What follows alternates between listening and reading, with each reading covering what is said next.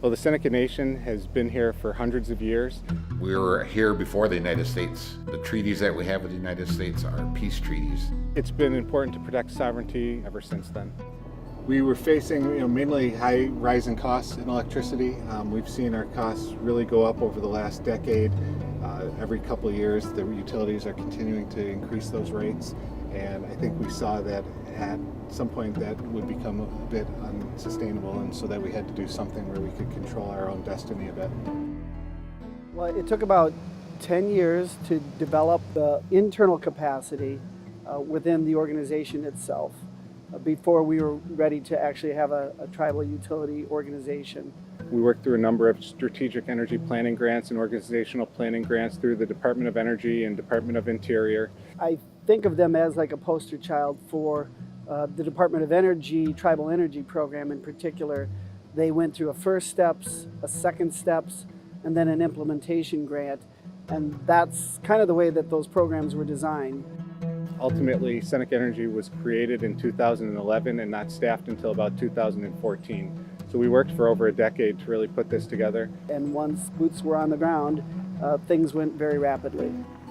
We're at the Seneca Nation, Cattaraugus territory, at the location of our 1.5 megawatt wind turbine. It's generated about 4.3 million kilowatt hours to date.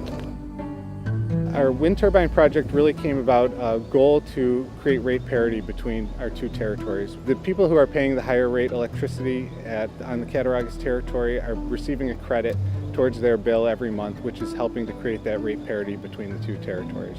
We have an area in the Allegheny territory that also pays those higher rates, so that's really where the solar array was born out of, and it fit very nicely with the values of the Seneca Nation and continuing down the path of installing renewables wherever feasible.